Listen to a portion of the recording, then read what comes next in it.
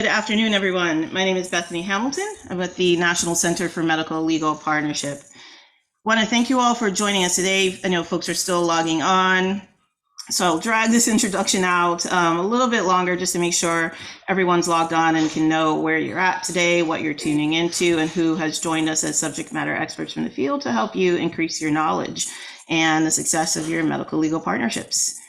All right, so I see a really good number of people tuned in. Let me go ahead and get started. So welcome to today's webinar with the National Center for Medical Legal Partnership. Today's webinar is called Medical Legal Partnerships in Health Centers Webinar Series, Developing a Framework to Sustain Your MLP. Today is January 31st, 2003. If you didn't see us last time we were online, Happy New Year. All right, I am Bethany Hamilton, co-director here at the National Center for Medical Legal Partnership based at the George Washington University.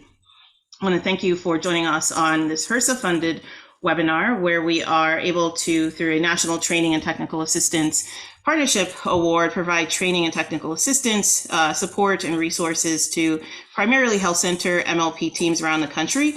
But as you'll see demonstratively through our panel that joins us here today, much of the content is applicable across the board to various types of medical legal partnerships. So thank you to HRSA for funding this important resource for medical legal partnership teams. Bit of housekeeping, I'll be very quick. As is usually the case, you are joining in mute on today's webinar, but you are encouraged and welcome to submit questions all along the way using the Q&A pane in Zoom. The chat is also live today, so feel free to test it out. Let us know who you are and where you're from. And also you should be able to chat to the host and panelist and let us know here on the NCMLP team, certainly if you are having any trouble hearing us, seeing us. If you need to activate captions, select live transcript and then show subtitle to allow those captions to appear as we speak today. The answer is yes, because we know you will ask, is this webinar being recorded and will the slides be shared? Absolutely yes. We especially want you to get the information that we're going to cover on sustainability questions that you can walk through with your MLP teams to help drive scalability and sustainability of your medical legal partnership work. Again, just reach out to us using the chat function to the host and panelists, and you should certainly be able to let us know if you have any trouble on today's webinar and need our assistance. So this is a part of our Health Center MLP Toolkit webinar series. If you've been tuning in with us, we've covered a broad overview in the late fall, helping you to better understand what the current research and data showed about the social needs of health center patient populations. Then we went into diving into helping you develop our screening, referral, and service delivery workflow. And then we were joined by additional subject matter experts, helping you understand some methods for training your MLP teams to better identify those health harming legal needs of patients. Now we're at the stage where we're really thinking big picture, right? And this comes both at the beginning, throughout, and at the end of MLP development and implementation. We should be thinking about sustainability of MLPs, but we do know that this is about more than just evaluation. This is about more than funding, right? So this webinar today really helps walk through that detailed set of questions that you can ask and walk through as a team as you implement, develop, and improve upon your MLP practices. Come back to join us again. Tune into the MLP newsletter, the biweekly update, to learn more about how we're delivering the Patients of Policy series. One is going to be in person and one is going to be by webinar. And then secondly, I just want to note the footnote of sorts at the bottom of the screen today that gives you a heads up that we will have a learning collaborative. It's going to be capped because we want to make sure we're able to work more directly with the Health Center MLP teams on developing the sustainability framework. Okay, so who is joining us today? I've mentioned these are subject matter experts. You all know many of them. I promise when the slide deck comes back out, we'll make sure Dr. Nottingham's information is provided. But we're joined by Dr. James Teufel, Dr. Quinton Nottingham, and Shannon Mace. Let me let you know where they are from. So James Teufel is visiting scholar with Arizona State University, the Justice Futures Initiative. Many of you have seen James on our resources, our toolkit series in the past, as well as additional resources and initiatives we've managed to pull up. Some of you are working directly with James on MLP evaluation efforts. And if you are working at the state level on access to justice initiatives, you've definitely seen James's work. And we thank him for joining us again here at the National Center today. Dr. Quentin Nottingham is a little bit newer to the medical legal partnership space, but actually during the pandemic, as you'll hear, was able to stand up a medical legal partnership with multiple partners. I don't want to steal the thunder here, but Dr. Nottingham is department head and associate professor of business information technology at the Pamplin College of Business at Virginia Tech. You can see this is the Ballad Health Appalachian School of Law, Virginia Tech Medical Legal Partnership. And Shannon Mace is a longtime MLP practitioner, researcher, also in the access to justice space, a friend and longtime supporter of the National Center as well, and is now serving as executive director of the Health Education and Legal Assistance Project MLP in Delaware.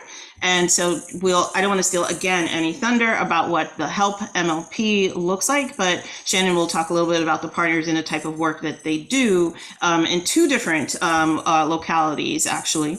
So I want to thank Shannon, Quentin, and James for joining us here today. Let me just quickly let the audience know what you all will be talking about. So the goals of today's webinar are really to help all of you in the audience apply some of what you saw in conversation number 9 that's in our Health Center MLP Toolkit, right? In the toolkit, we talk about, or it poses big question, how do you make sure that your program is effective and that it will last? And this really goes to sustainability and scalability. So number 1, we hope that today's webinar will really help you increase your understanding of the 8 factors linked to MLP sustainability, some of those evidence-based factors for sustainability, that's number 2. And then number 3, how to position a framework to develop those key performance indicators for measuring MLPs. This is where James Teufel will begin to introduce, especially for Health Center MLP teams, some of that performance measurement that's more applicable to you.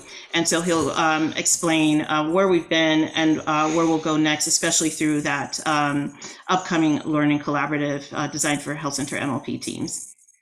All right, with that, I'm going to go on mute and pass the mic over to Quentin Nottingham to explain what his MLP gets done. Thank you. All yours, Quentin.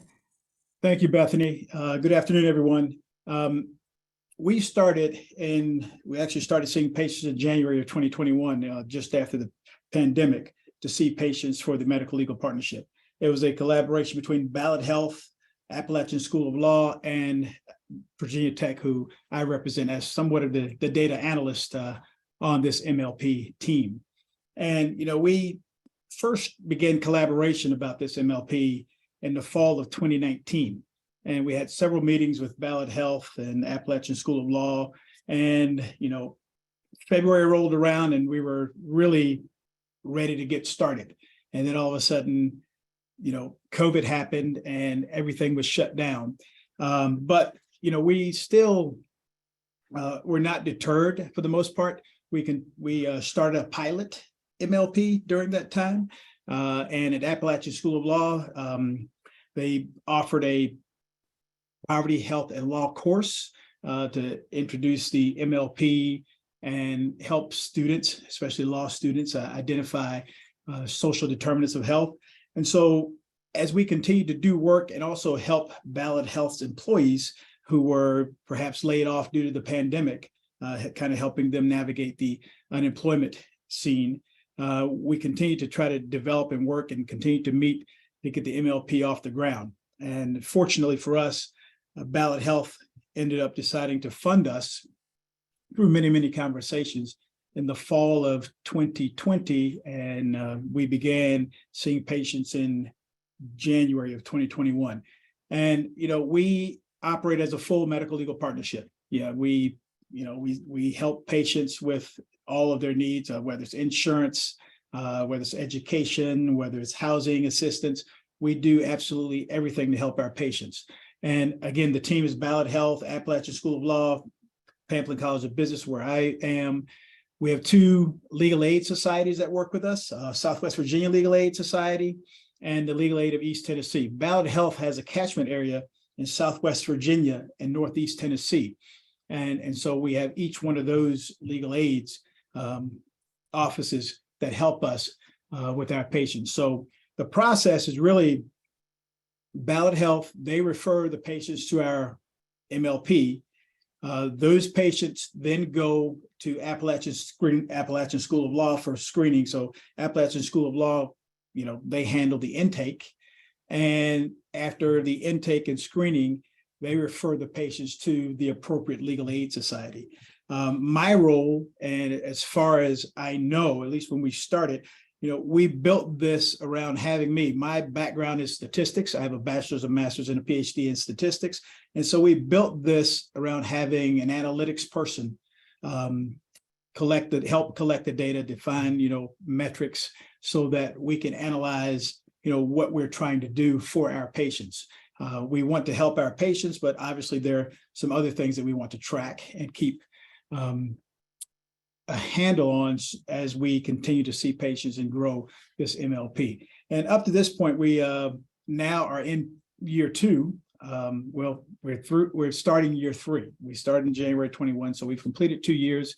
We're in the process of putting together some annual reports to talk about the differences between, the challenges in 2021. In 2021, hospitals were closed to visitors. So our intake coordinator was unable to go to the hospitals.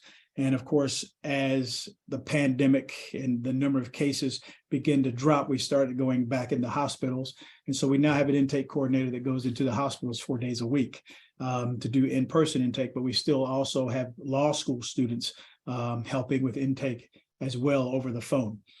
So at this point, when we set this up, we felt that it would take about 2 years to get the data right.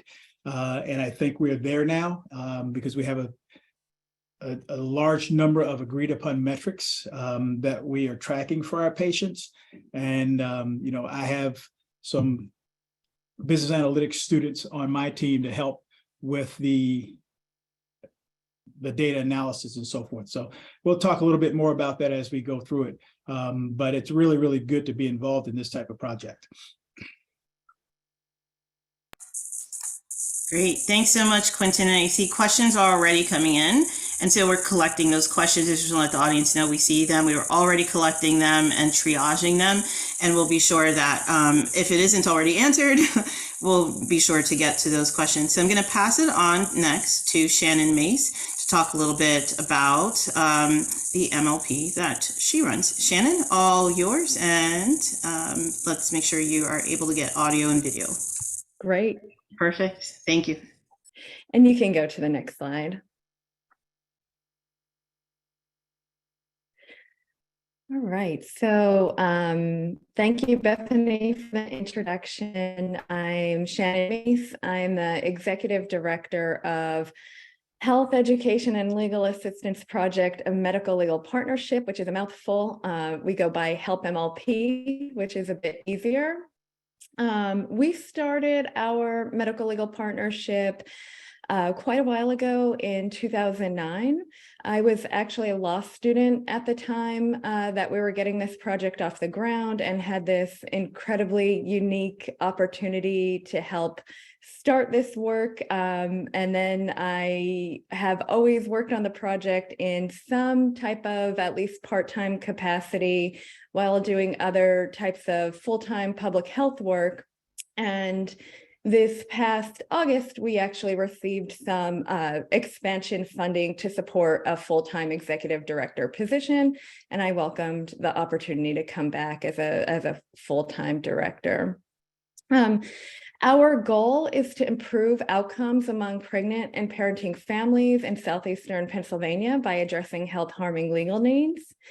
It's a little confusing. We are hosted by Delaware Law School, which is in the state of Delaware, but we actually provide services in southeastern Pennsylvania, right across the border to the city of Philadelphia and Delaware County, which is an adjacent county. Our partners are maternal and child health home visiting programs, like I said, in Delaware County and Philadelphia. And you might be familiar with some of these evidence-based programs like Nurse Family Partnership and Healthy Start.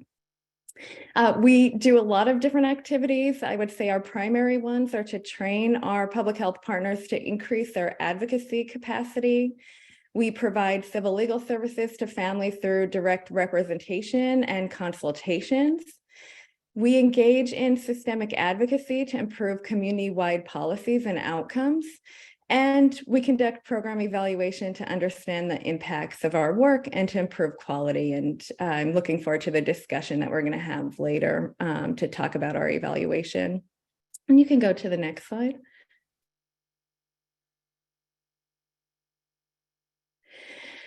And just to give you an idea of how we've evolved over time. So like I said, we started in 2009, and actually our very first partner was a federally qualified health center. We had 1-year pilot funding to get the MLP started. We did focus on evaluation right from the start. Unfortunately, that partnership only lasted 1 year. In 2010, we transitioned and we partnered with the local Healthy Start project. And we were lucky enough to receive one of 3 national grants from the Federal Maternal and Child Health Bureau at HRSA to establish one of the first medical legal partnerships within a Healthy Start program. So we were able to grow from 1 full-time attorney to 2. In 2016, we expanded again to establish a second office in Philadelphia, and we doubled our legal team to 4 full-time attorneys. And in Philadelphia, we remained in the maternal and child health space. And just this past year in 2022, we received a large private philanthropic grant from the William Penn Foundation to expand the services that we're providing with our current partner in Philadelphia, which is Philadelphia Nurse Family Partnership, to provide those services to families participating in maternal and child health programs across the city. So we've significantly increased our direct legal team to 7.5 full-time attorneys, 2 full-time paralegals, which is new for us. And we have an open position. So if anyone knows of a great staff attorney in the Philadelphia area, please send them my way. Next slide. And just to give you an idea of the breadth of services that our team delivers, in calendar year 2022, our attorneys handled 636 cases, 379 consultations. These are usually briefer exchanges of information with our public health partners for more than 1,000 legal issues. 378 clients received services, and many of our clients have more than 1 issue that they receive help with. The range is 1 to 13 issues, and that averages out to about 1.7 matters per client. Next slide. And finally, I just wanted to also touch upon our financial impact. So one piece of our evaluation is to better understand how we are impacting clients and families' financial stability. And this is data from 2021 because I'm still running the numbers from the last calendar year. But you can see the attorneys with the assistance that they provide in a range of issues similar to Quentin's MLP have really been able to achieve substantial, life-changing financial impacts for clients. And I won't read them all here, but you can get a sense of the financial impact there. All right. Thank you.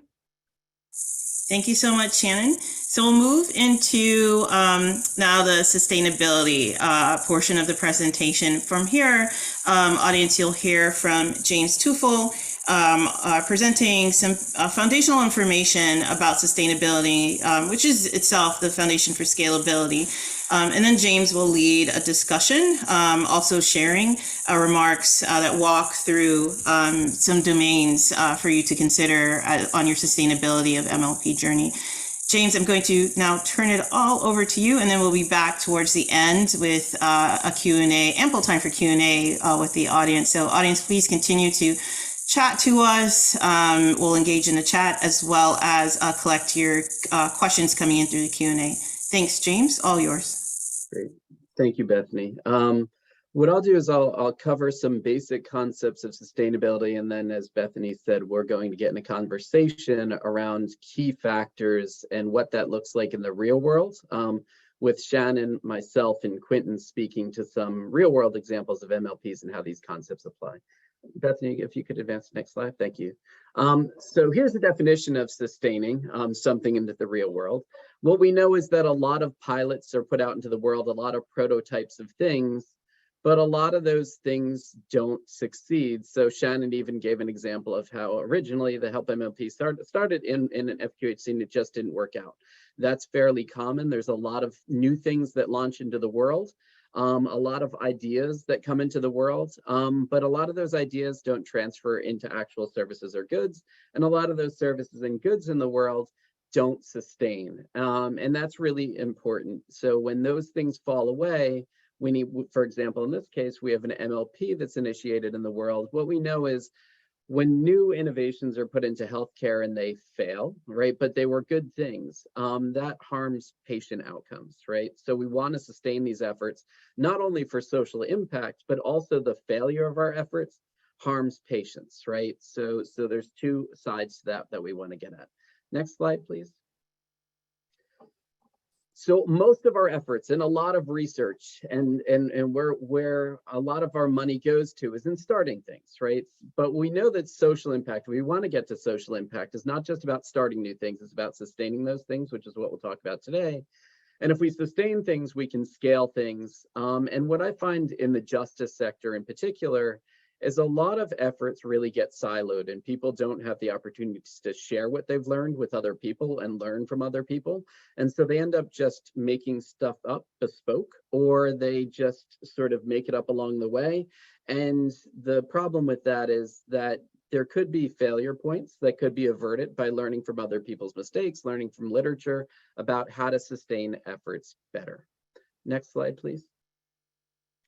And why MLPs are so important in the world, and these are stats that people have seen, is we don't perform particularly well. So if we look at the big three health statistics on the planet Earth, life expectancy, infant mortality, maternal mortality, as most folks on this call likely know, we perform the worst among rich countries in those metrics. However, what's less known to folks, especially in the medical sector, is that we also do remarkably poorly on access to justice. We actually do more poorly compared to other countries on access to justice and discrimination in the civil justice system than we do on some of our health metrics. So why MLP is in part important and why we want to sustain and scale our efforts is to address not only these health outcomes, but also some of these issues within the justice sector itself. Great.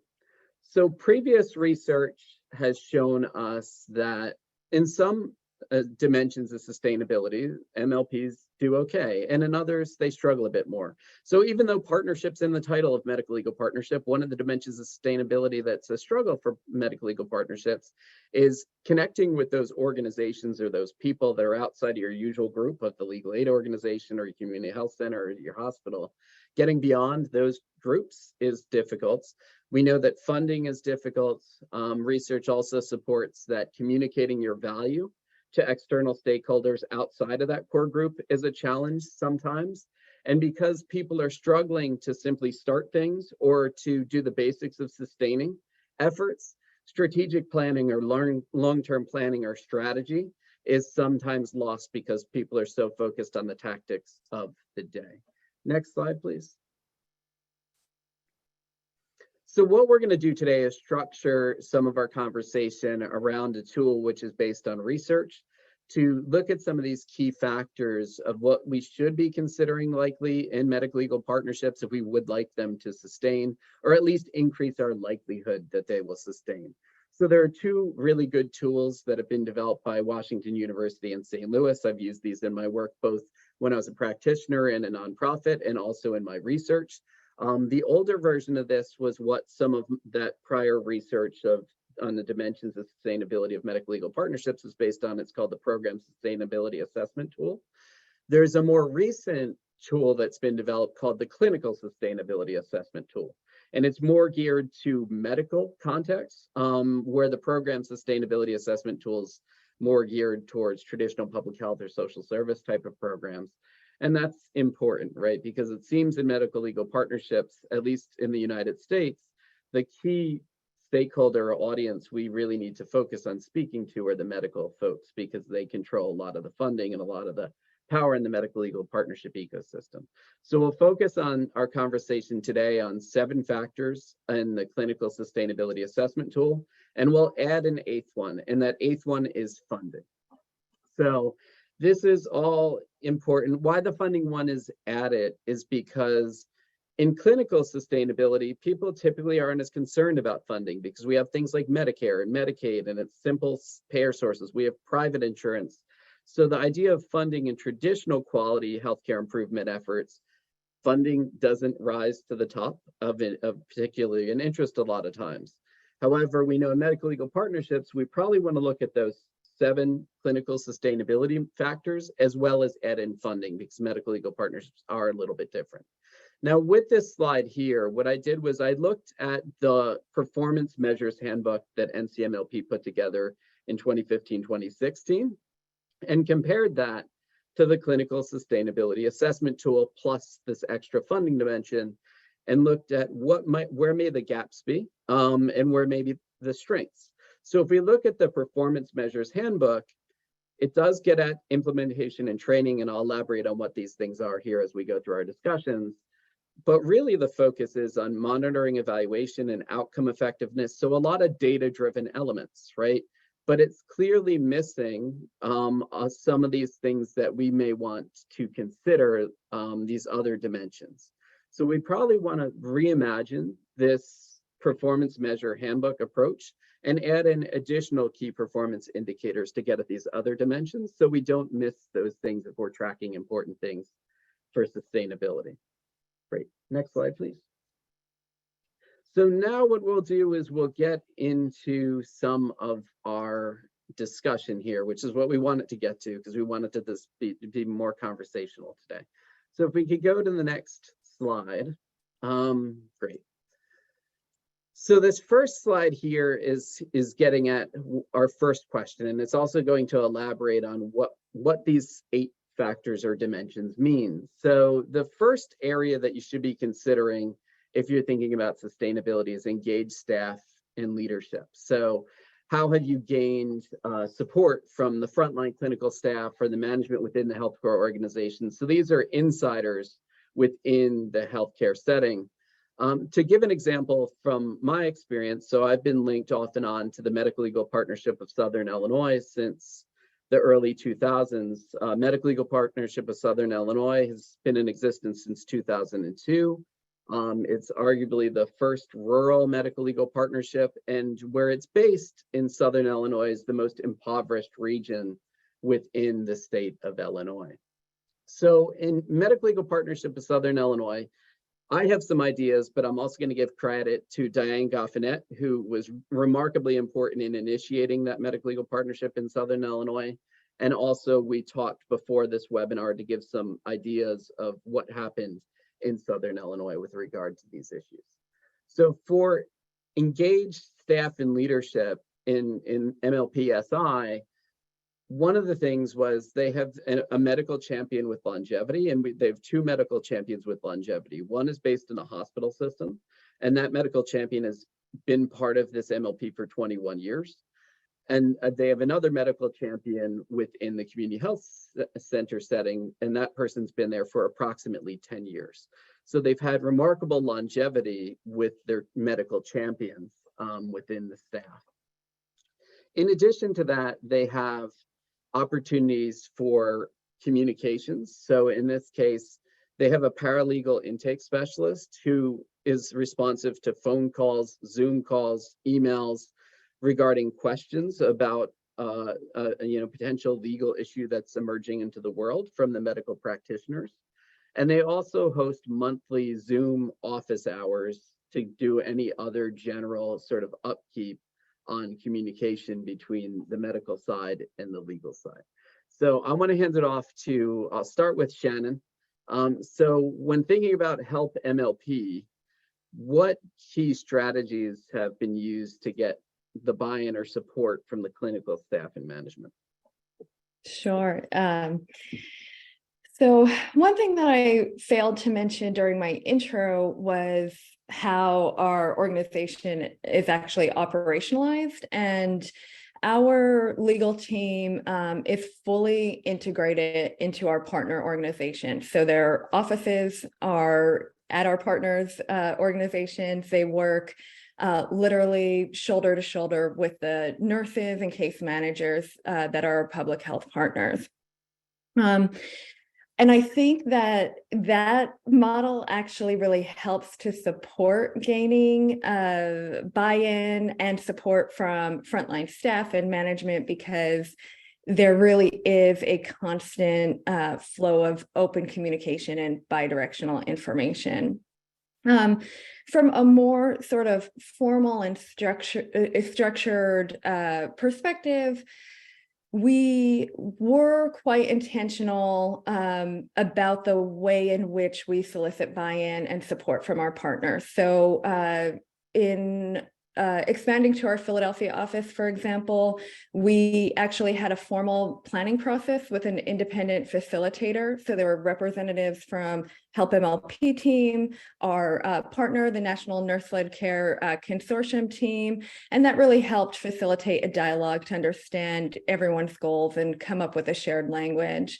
In our Philadelphia office, we also have a nurse liaison position, which is akin to a champion position. It's someone who really understands what the legal team does, what the nurse home visitors do, and can translate in between the two. There is a lot of collaborative decision making. We have a lot of committees that involve representatives from every level in the organizations on both teams. For example, there's a joint policy team in which our legal staff participates in with our nursing partner. And I would just say, going back to what I initially said, there's a lot of informal communication, but we also try to solicit as much formal feedback as we can too, through conducting surveys and key informant interviews with our partners, collecting feedback after every training we deliver. If we receive feedback and we can't incorporate it into our model, we really try to explain why and give a good reason for it. I'll stop there though and let Quentin add to that. Well, it sounds like you guys have amazing support, and I kind of feel like I do too. Our funding agency is Ballot Health, and Ballot has, we have their chief academic officer on our team who attends all the meetings. We have case managers, accountable community care navigators who, they provide the referrals, most of the referrals. They go through training to help them. We give them training 2 times a year or more if necessary. We see referrals are kind of dropping a little bit. We kind of investigate, try to figure out why. And if we need more training or go to specific hospitals or medical facilities, they have been very receptive to doing that over the last couple of years. And helping them identify the social determinants of health, who should be referred to the medical legal partnership. Has been very important for us because oftentimes, and we've seen this in a lot of our work over the last 2 years, in that they're referred to the MLP, but it's really not a legal case, even though we can help them and refer them to somewhere else. It's not a case that the legal aid societies are able to help with. But we have gotten a lot of support from the hospital. They've created space for our MLP intake coordinator. Again, she's there 4 days a week to see patients face to face. So that's really important for us, because oftentimes when you just refer them and expect patients to call, they don't make that call. Or if they make that call, when you call back, they don't really answer the call. So it's important for us to be able to see the patients face to face. And that's been very, very helpful for us. And again, a lot of that's been from the support that we've received from Ballot Health. Great. Thank you, Quentin. So if we can go to the next slide. So the first factor we talked about here, which was this engaged staff and leadership, if you look at the research on where these factors fall out of, easiest to most difficult, or the greatest struggle to the least struggle. Number 2 on the list of the easiest thing to do, or the things that most likely are, indications of sustainability, are engaged staff and leadership. So those internal people, usually quality improvement programs do reasonably well at that. Now, when we pivot to the next one here, which is engaged stakeholders, this is talking about people who are outside of the traditional clinical practice or your primary partner. And this is on the opposite end of the spectrum. So if engaging internal leadership is easy, engaging stakeholders on the outside is difficult. So this one is a little bit of a different feel, and this one has also been documented to be a specific struggle for medical legal partnerships, not just general quality improvement programs within healthcare. So the question around this is, how do you increase external support or for engagement with your MLP, right? Like, how do you get those people that are outside of the legal aid organization, the hospital, the community health center to care about MLP? And this is not only just organizational folks, this is also your patients, their families, other people in the community, as well as community-based organizations. So what I'll do is I'll give an example again from Medical Legal Partnership of Southern Illinois. And what you'll see is there is arguably no MLP in the country that's doing all of these dimensions perfectly, right? There's opportunities for improvement for all MLPs, even one that's been in existence for 20, 21 years, like Medical Legal Partnership of Southern Illinois. So if we're talking about community health center and its link to the legal aid organizations, one key external stakeholder to that community health center is the hospital, right? In the Medical Legal Partnership of Southern Illinois context. The hospital is a key external partner. It offers financial support to the Medical Legal Partnership, and arguably without the hospital being involved, the Medical Legal Partnership would not have initiated, and it would not have sustained 21 years. In addition to the hospital, Medical Legal Partnership of Southern Illinois has engaged something called the Healthy Southern Illinois Delta Network, which is a coalition of 7 health departments, the 1 hospital system, and then also 1 university center that focuses on rural health and social service development. Those are some of the key external stakeholders that have been linked to the sustainability of Medical Legal Partnership of Southern Illinois within community health centers in particular. But you can see even from that list, right, we're not too distant from our original organizations, right? We're still pretty proximal to the types of folks and organizations we would typically be talking with. So Quentin, since Shannon went first last time, I'll kick it to you first this time. Well, with, you mentioned hospital being your external stakeholder. For me, with Ballot Health being our funding agency, they are an internal stakeholder, but they have also have a communications person on our team, and so we have reached out to several media outlets, and they have been very helpful for us in writing articles, and even when we launched, an article was written, and then we kind of updated some information. After we collected data for 6 months to a year, another article was written, and so that sort of is the best that we have at this moment.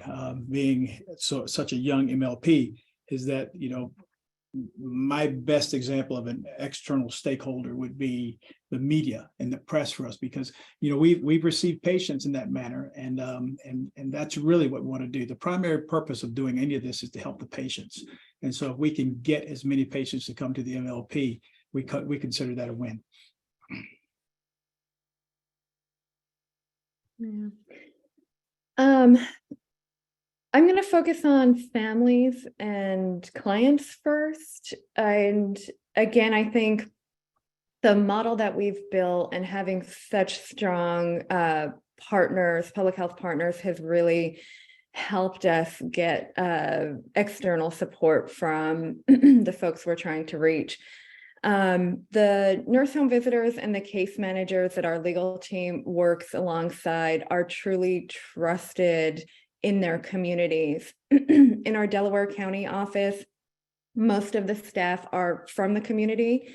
They're expert at navigating the resources that exist, and they really are trusted by families. And that makes the relationship between the legal team and the client so much easier when the nurse home visitor or the case manager is making the referral to our team rather than us cold calling a client through some other referral method. I'd also say that, there is a fair amount of distrust for anything that's associated with lawyers or law, right? And a lot of clients aren't really interested in talking to an attorney. So when that referral is made, our legal team really takes the time at the initial client interview to explain who we are, what we do, and perhaps most importantly, how we're going to protect their confidentiality and privacy. And how the legal team is actually different in that regard to the public health partners. We have a different standard, and there's different ways that our team protects information. I would also say, in terms of engaging community partners, I think we're really lucky in the area that we're at to have a really collaborative legal services network and community-based organizations network. And again, our legal team has also put in a tremendous amount of time doing outreach to the community-based resources and partners to build those relationships so that we have a better referral network and can make warm handoffs. And lastly, for the last piece of this, other sort of medical practices or healthcare organizations, I will say our efforts in that area has primarily been to volunteer to do trainings. For example, we do just about an annual training with medical residents at one of the hospitals. So just trying to increase knowledge about these partnerships, even if we're not the direct provider of services.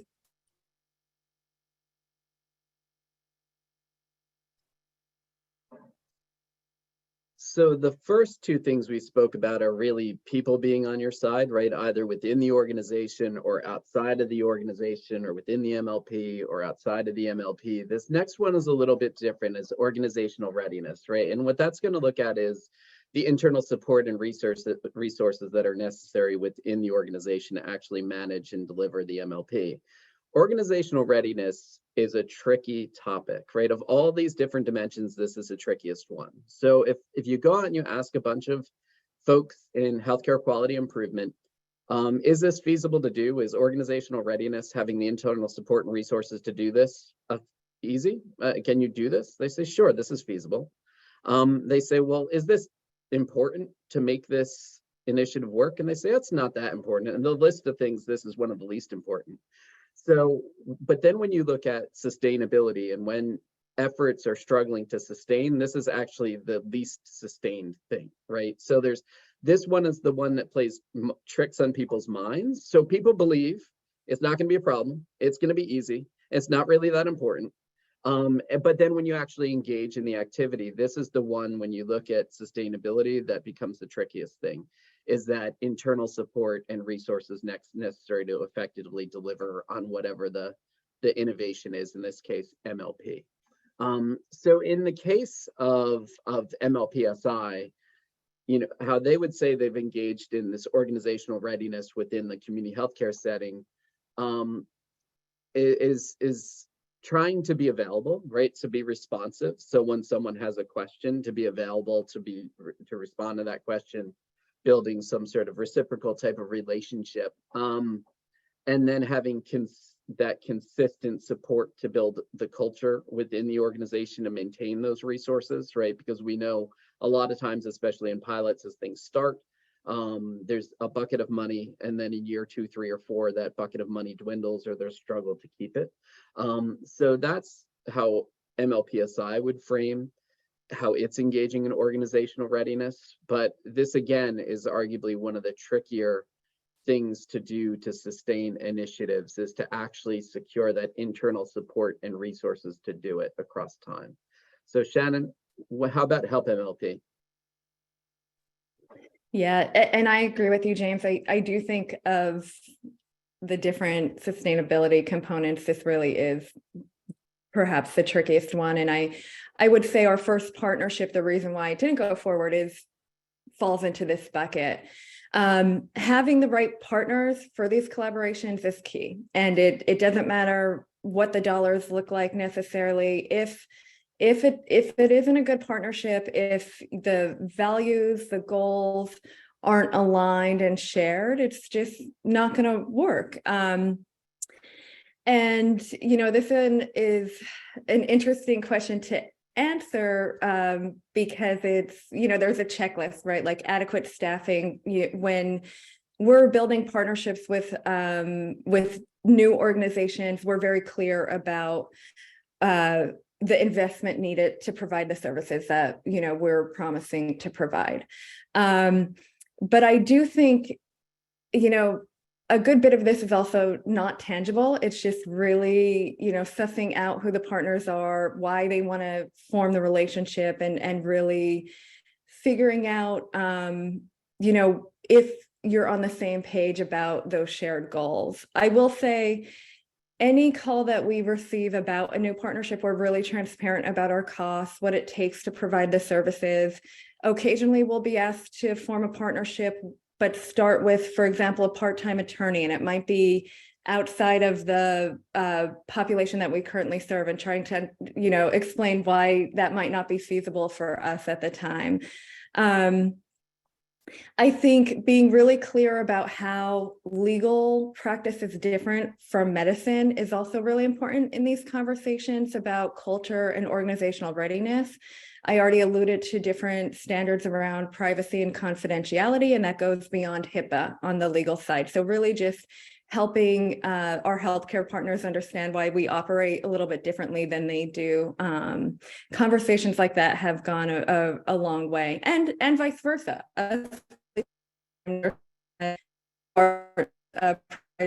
What they and understanding how we fit into that.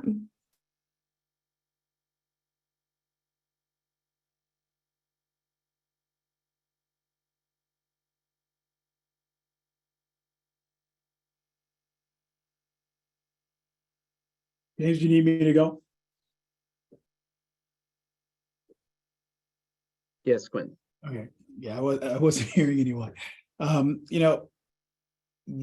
this is it's a really good question, especially when we talk about staffing, the work culture, and so forth. And having that commitment for us from Ballot Health, and also Appalachian School of Law.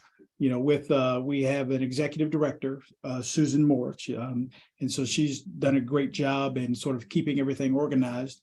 We have an intake coordinator at the law school, again, that handles all the calls and oversees the patient intake. Ballot Health has provided space in the hospitals. So this is one thing I think from an intentional perspective, because we really did talk about this for a very long time before we were funded, about how we're going to get this thing going. And so we knew what our needs would be long before we got started. And the pandemic sort of, hurt us a little bit. And primarily when I say hurt, I mean, it probably prevented us from helping as many patients as we wanted to help. But we did have the resources. We had the commitment from Ballot Health to educate the case managers and the accountable community care navigators. We also provided surveys. I would give surveys as part of one of the things that I did. I called it a learner's survey, to sort of get an idea of what the medical professionals understood about the medical legal partnership and social determinants of health. And so having that commitment from Ballot Health and their staff, from medical professionals to nurses and so forth, that was really instrumental in us sort of getting this off the ground and getting a lot of things done. Great, thank you, Quentin. I'll just add one last point for that organizational readiness part. It seems like, at least based on rules of thumb, it's easier to know what you need on the legal side than it is necessarily on the medical side for this organizational readiness. So The rule of thumb is have one full FTE dedicated to, at least on the legal side, to doing whatever this work is, right? But there's much less known about what exactly are the elements that are needed organizationally, right, on the medical side to engage in this. We know there are champions, we know that, but much less is known about that. So we have to learn more about that part in order to sustain these things better as far as organizational readiness. The next part is workflow integration. So how do you integrate the MLP into the workflow or into the EHR? These are the type of concepts that come into this. I know for a long time, the idea of EHR incorporation of MLP has been discussed in MLP, at least back till the 2014s or maybe even before then. This has been a thing. So what's interesting is on workflow integration. For Medical Legal Partnership of Southern Illinois, that's been around 20 years, they're not integrated into the AHR of the community health center. They do have some integration into the hospital systems EHR, although I would say it's relatively minimal, but that's probably the case for a lot of MLPs, given how massive hospital EHRs are. But what they did integrate into was in the Healthy Southern Illinois Delta Network Coalition. They were able to be one of 9 healthcare provider resources listed as part of that coalition. They have referral forms listed on the website. They also have all their trainings posted on the website. So they did integrate in that way. But there isn't that integration into the EHR as many other MLPs have tried to engage in EHRs. But I'll hand it over to Quentin to start off this time. So as far as workflow integration, what has been done? Well, you mentioned EHR, you mentioned you were in discussions about it, and I still am.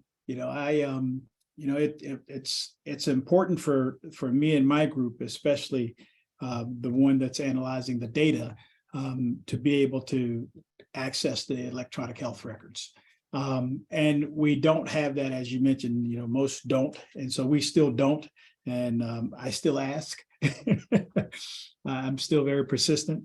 But one of the things that I did learn as we were continuing to look at the data is that the case managers and accountable community care navigators were making notes in the EHR about the patients that they were referring to the MLP.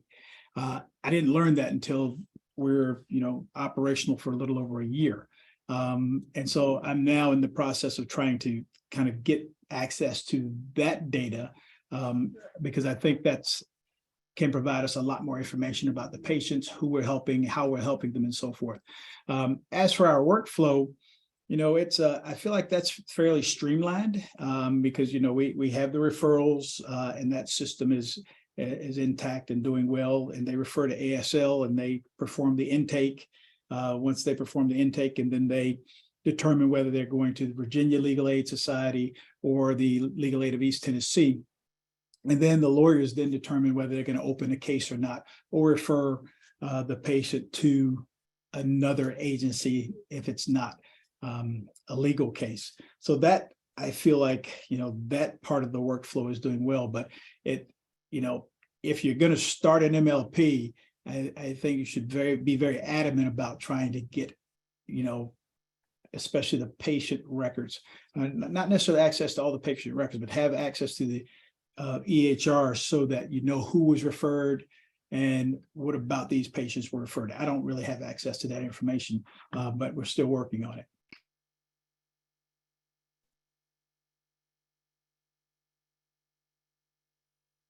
A decade plus later, I will say, these are processes we're continuously refining and reviewing, and it's timely because we're working on this right now.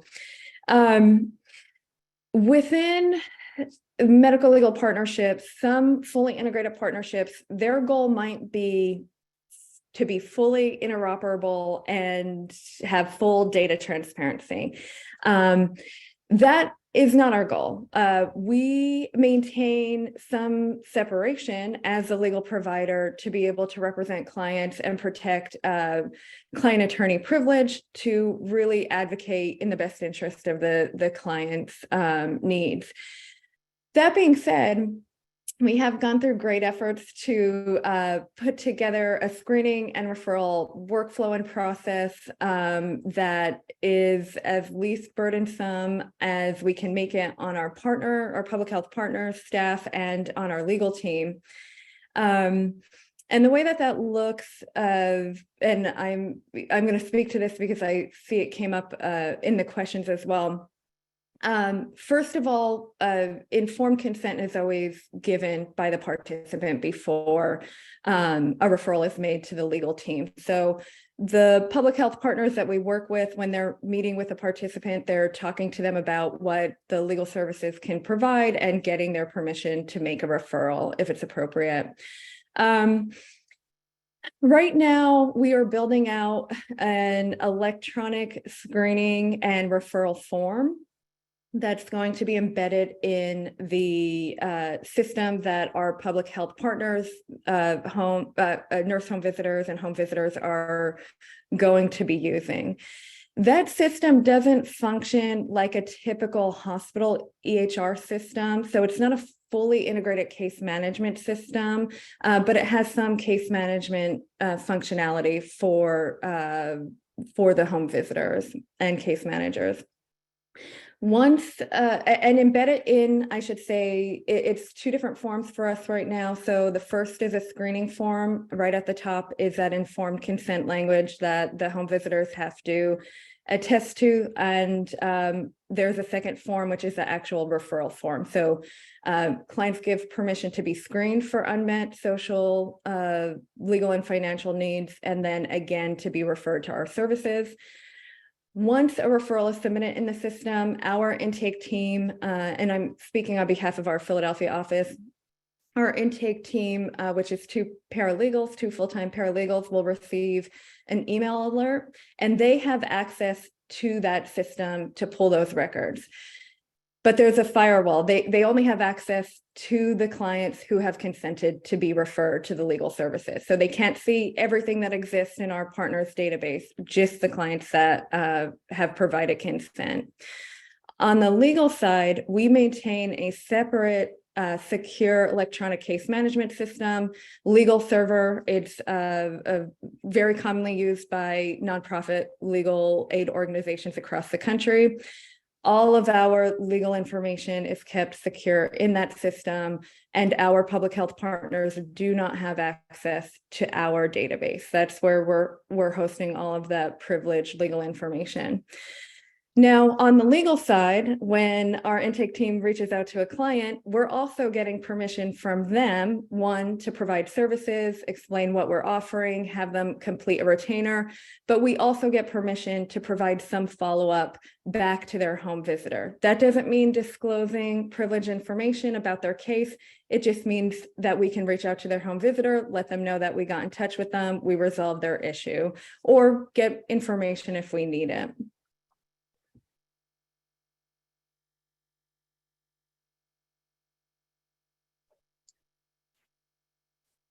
So, in speaking to the next issues, so this is about implementation and training. The guiding question here is a little bit long and convoluted, but really what it's getting at is how do you set expectations? How do you train? How do you give feedback to enable staff to understand the MLP and what they're expected to do and what are their responsibilities and so on. Within Medical Legal Partnership of Southern Illinois, there is, so building on Shannon's point, there has been for quite some time a feedback loop, right? Where again, with disclosures and waivers and agreements and these types of things, where there's some ability to give feedback on where a client / patient stands with regard to their issue. That's seems to be an important factor for what's the point, whatever happens to these people, right? There is a question there for the medical provider side. because they want to feel like there's a point of a referral, which oftentimes they feel like that to some degree in a traditional medical record, right? You can go into the record and see where someone stands with their care plan, where if not for some sort of feedback loop in a medical legal partnership, you don't know what happens to these people. And people want to have some general idea. They don't need to know all the specifics, but in general, what has happened to a person? Are they getting help, right? These types of things. And related to that concept, good communication is important. And when you're traversing the medical and legal worlds, the obsessions with privilege and confidentiality and shouldn't share this and shouldn't share that it makes it much trickier to engage in good communication, but that has to be something that goes on so people know what is going right and what is going wrong within the context of what they're doing, what they're implementing. And as far as training, the training has been integrated into MLP for a long time, has certainly been integrated into MLPSI. They engage in quarterly trainings. Those trainings are also available to people asynchronously because they record them and they post them on the Delta Network's website. They also focus on, being available for open office hours at set times throughout the course of the month, or potentially even weekly, depending on what issues are arising. So the focus of implementation and training is something that does go on within MLPSI. One thing I will say is this concept of implementation and training, specifically for the outpatient setting or community health setting, tends to be more of a struggle than it does for a hospital or inpatient setting. And I think there's a resource difference among the outpatient community settings, also different workflows that's probably responsible for that to some degree. But implementation and training, especially for community health centers, would seemingly be a little bit more difficult than it would be in a hospital setting. And that's, I think MLPSI has experienced a little bit of that as well, in the microcosm of what it's delivered. So let's see, Shannon, you're first this time. Yeah, I think I talked a little bit about this earlier. We do a lot of training with our partners. So just about every month, the attorneys will offer training on a substantive legal topic. They rely on our network a lot to bring in subject matter experts from the community, and we really appreciate that. Our legal team also hosts, in addition to like more structured formal trainings, what we call chew and chats or chat and chews, which are informal, sort of bring your lunch, let's have a Q&A discussion about a particular topic. It's less structured. I would also say, similarly, our legal team participates in trainings of our partners, right? So topics like trauma-informed care, protective factors, things that are really important, in terms of how services are delivered. Feedback, and this is what I touched upon a little bit earlier, we try to get as much feedback as possible, specific to trainings. After every training that's hosted, we ask folks to fill out a survey form indicating if they're satisfied, if it's going to impact their practice, and then solicit suggestions for future trainings. I think our team meets very often with our partners to have an open communication related to, just soliciting feedback in general. And I will say, we also collect feedback through a semi-annual survey that's conducted with our partners, and key informant interviews too. So a way for them to provide information in a more confidential and anonymous space that they might not feel comfortable sharing in a group setting. To my knowledge, the only legal training that happens is our law school students who are taking part in the Poverty, Health, and Law class that is taught at Appalachian School of Law. The medical professionals, again, they undergo training as well as complete a survey to help them get a better understanding of what the social determinants of health are and how to identify them. And you'd be surprised that many of them do not really know what social determinants of health are. But that's about the extent of the amount of training that we've been giving and overseeing over the last couple of years. And I think Shannon had one more point to add. Yeah, apologies. I talked about substantive legal training, but we also do a lot of training just about implementing these new processes and policies. And a good example is at both of our sites, we've recently revised the screening and referral process. So the way that we approached that was by, collaboratively coming up with a draft, screening form involving partners and the legal team, and then piloting it. So we asked the nurse home visitors and case managers to actually test the form, use it with clients, and then built out a feedback survey, which was anonymous, and asked targeted questions. Was will the clients understand these questions? Do you understand the questions? Does the organization of the form make sense? What questions would you remove? What is missing? And really try to get structured, targeted feedback on that process and make sure that everyone's voices felt heard. And in cases where we received feedback that we decided not to act on, provided a follow-up training to explain why those decisions were made. Thank you. So this next slide is about what you collect, what data, what measures, how you collect it. Now, as a quick caveat off of this, a hospital system typically has more capabilities to collect data than a community health center. Community health centers don't have things typically like wholly owned research subsidiaries, right? But hospitals sometimes do. So this particular dimension, when you look at a hospital-based MLP versus community health center-based MLP, community health center-based MLP may have a little bit more struggle with this idea of collecting the data. Now, within MLPSI, I would say the strengths of MLPSI, two things that helped it to survive 20 years so far, have been this monitoring and evaluation, collecting data systematically, and also going back to slide 1, which was engaged leaders and stakeholders. So MLPSI collects data in legal server. So again, taking some of the burden off the community health center, right? So it's largely the legal providers that are collecting and monitoring this data, collect data on the socio-legal needs, what issues are being addressed, how they're being addressed amongst people. But in addition to that, right, because a lot of legal providers collect socio-legal need information, they also collect proxies for ICD-10 Z codes. So if you're not familiar with Z codes, they're these magical codes in the ICD system from Z55 to Z65 that essentially are the social determinants of health.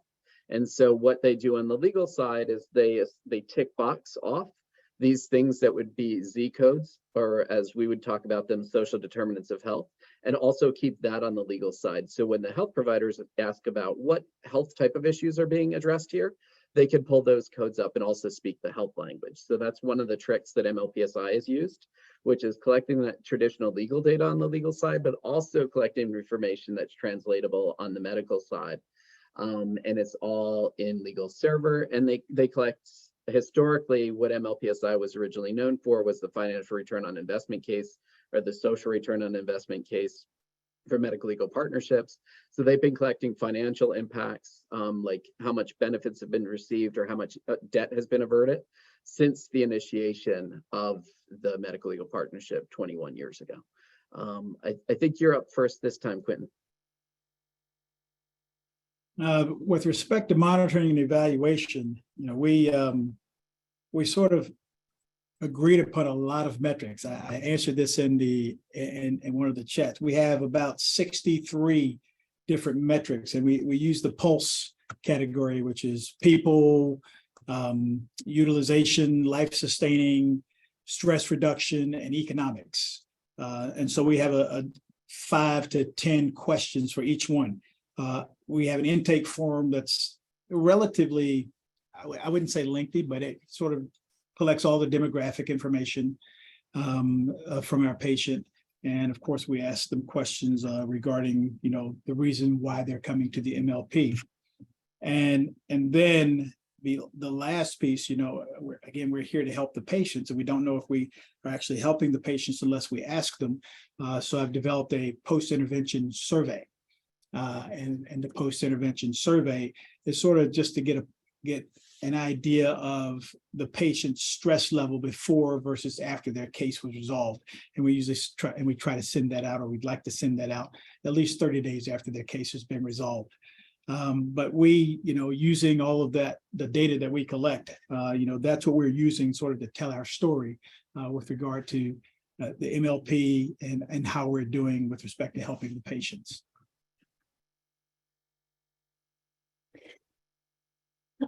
I don't know that we have 64 distinct measures that we're collecting and reporting on, but we do have a relatively robust evaluation plan. Our evaluation questions, broadly speaking, we want to know how this type of partnership is impacting our public health partners' capacity to identify and address participants' social and legal concerns.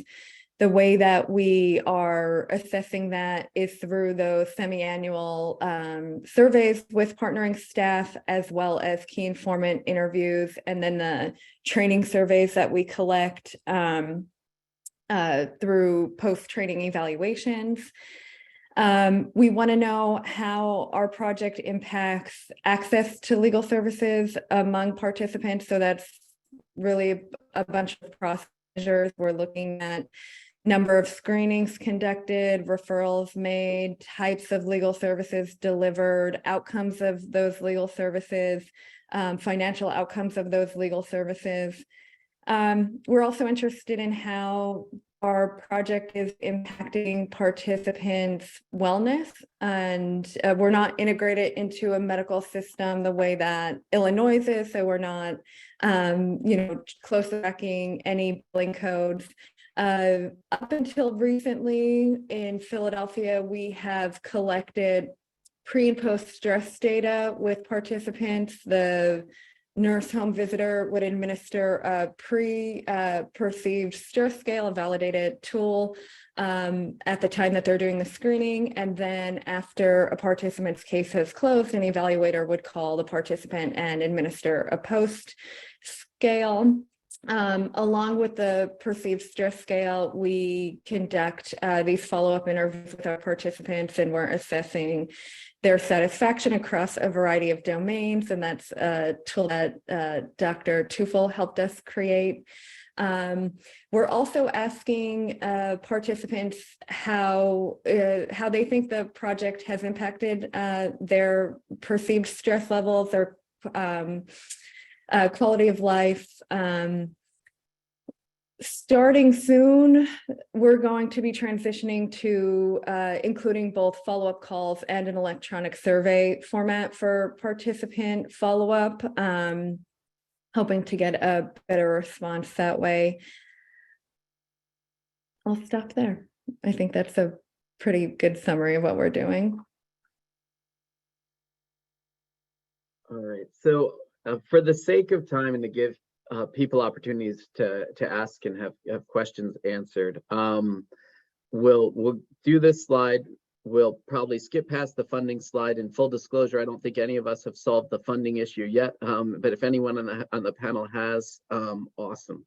We're all sorting out the funding issue, but what we'll leave with here is this last dimension that's part of the CSAT, which is outcomes and effectiveness. One issue is collecting the data, monitoring the stuff, putting it in a system somewhere, making sure you're collecting it. The next part of outcomes and effectiveness is making meaning of it.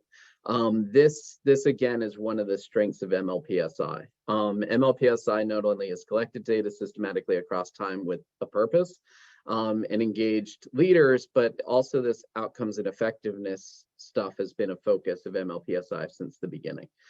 So translating the data they collect into meaningful metrics. So if you're talking to a CFO, a financial return on investment argument is really important. If you're talking to a quality improvement person, It may be continuity of care types of issues or some quality issue along those lines. And so what MLPSI has done through time is not only collect data, but make sure that they can analyze the data and report the data in a meaningful way to the audiences that they're speaking to or with. And so MLPSI historically has contributed to the return on investment argument, as well as some other things in this space. So Shannon and then Quentin, and then we'll go to questions if that's okay. Yeah, so a couple things. So I would say we had a lot of lessons learned along the way in terms of evaluation. We're primarily serving people who are pregnant, and we learned that certain metrics like certain quality metrics are asking questions about your ability to go up and down stairs. That is only going to worsen over time, regardless of what services we're delivering to someone who's pregnant, right? Because naturally that's what's happening. So I would say in one way, the data that we collected early on actually informed how we've refined our evaluation plan. We've also learned along the way that we came to these partnerships with some assumptions that weren't necessarily correct. So what we learned about our partners is that, maybe they aren't necessarily that interested in direct traditional return on investment, but they are really interested in understanding the annualized financial impact to our clients, right? We learned that our partners are really interested in how this type of partnership impacts their staff satisfaction, the relationships that their staff have with their clients, and downstream can impact things like reducing turnover among staff, which is quite high among nursing. So I would just say, we've really learned from what we've done. We try to report regularly, so just sharing the information back to our partners. We do monthly, quarterly reporting, annual reports. And I would say one thing that, really has been quite effective, I think, in continuing to gain support are including qualitative data and case studies that really paint a picture of how these services actually impact participants and our public health partners. The outcomes and effectiveness piece for us is it's still a work in progress. But we look at the amount of the awards that we were able to receive for the patients. We look at the number of folks that we assisted to get insurance because even though Ballot Health is not focusing on the financial return on investment, so that they're not writing off so much into presumptive charity. If we're able to help patients get insurance and get coverage, then that's less of presumptive charity that they're writing off. And so that's sort of where we are with it. Again, we are collecting a lot of data, and ultimately we want to tell the story and how we're helping patients and the benefits that we're able to award the patients as we close cases. And that's sort of been the primary focus when we send them to the legal aid offices.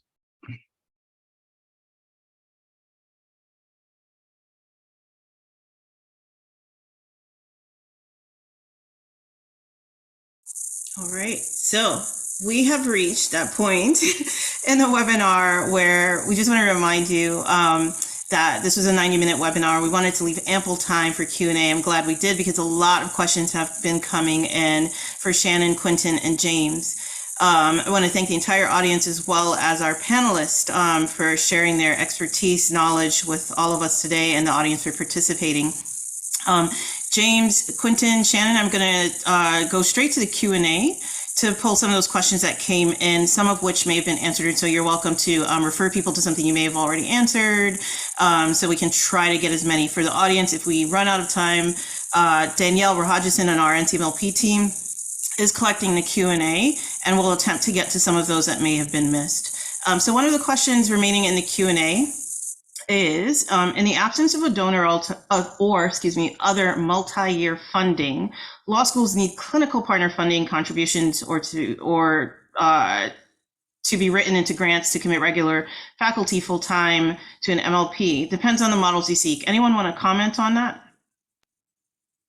Where you may not have a major or regular donor or other multi-year funding. I don't know.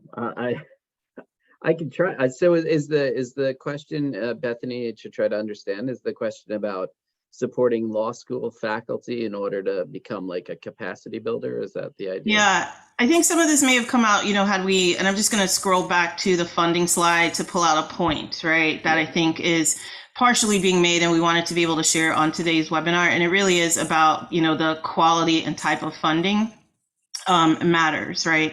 And so depending on the model and the different partners engaged in your model, that will definitely, I think, dictate or influence what your sustainability planning as it pertains to funding will look like, and how you strategize to be able to scale if you haven't hit the golden ticket, which all of us are trying to figure out, which is some sort of reimbursement model for MLPs in the way that healthcare is used to. And so, to the comment, I think as all three of you were talking, I think his comment came in and really goes to this point that we were probably all attempting to make during the funding discussion that we'll forego for now. So I'll get to Shannon, Quinton. I don't know if you want to add any reactions.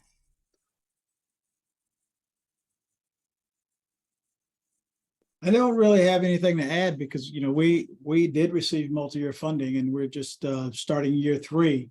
Mm-hmm. And I know that, part of that funding is to support the law school faculty that's partaking in the MLP. But other than that, I don't really know what else to say. Mm-hmm. So our project was really initiated by a full-time law professor and an adjunct professor, Dan Atkins, who is the former director of Health MLP and also is the executive director of legal services organization in the state of Delaware.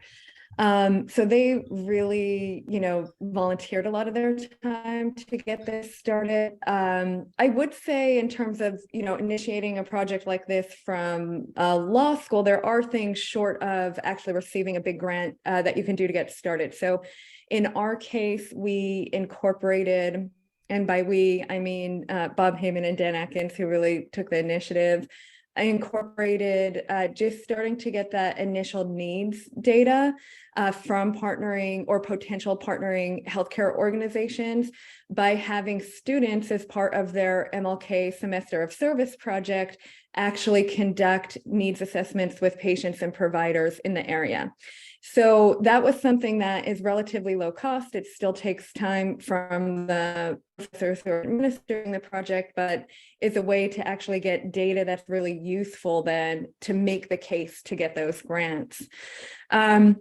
So I would just encourage folks to think outside the box in terms of starting to build the case for these partnerships, especially if you're coming from an academic setting. Yeah, and for the rural context, especially impoverished rural areas, there's not a law school to be found. And so the law school won't be the partner. And when you think about, for example, MLPSI, for its first 2 years, I think the seed funding for it was $5,000, right? So it is getting creative. There has to, likely there's going to have to be in the beginning social and political capital to overcome the gaps in economic capital. And so that's going to be the key thing. And what law schools can do, right? Law schools do have economic capital, but they do control a lot of social and political capital. They can shift their curricula and their clinics to focus on this type of work. The people law is a huge gap in this country, and law schools are the ones that shift people to and from different places and spaces with thinking about law. Mm-hmm. Agreed. So I'm going to see who's willing to take this one on because it talks about a timeline, refers to a timeline. In your early years, what metrics were most influential in convincing your health partners of the value and or demonstrating the success of the MLP? So I'll answer that first, if that's okay. So For MLPSI, it was the old school retroactive Medicaid financial return on investment argument, right? And so at that time, I was brought into MLPSI. This wasn't my focal area, but I was given several projects by a hospital system to reimagine the meaning of their data, right? And they were pitching financial folks with metrics that aren't traditionally valued by financial folks, right? And so what I looked at was, in that case, the financial return on investment of the Medicaid dollars coming directly back to the hospital. When you pitch a CFO at a hospital, dollar metrics, they tend to respond to that. And so it's knowing your audience and the metrics they want to hear. CFO is not probably going to care about a stress scale. They will care about a monetary scale. So you have to know your audience. And that was what we had to do in MLPSI. And of course, there are other metrics that mean things for other people, but it was that trick of you're getting more money back than you're giving to the project. So you should probably not only sustain the funding, but increase the funding was the argument. I could jump in. Unlike James and his work in Illinois, actually stress was incredibly important to our partners because we're trying to improve maternal and child health outcomes, and we know the detrimental impacts that stress has in pregnancy. So our partners were really interested in the data that we could show that our participants and clients felt that their perceived stress was reduced.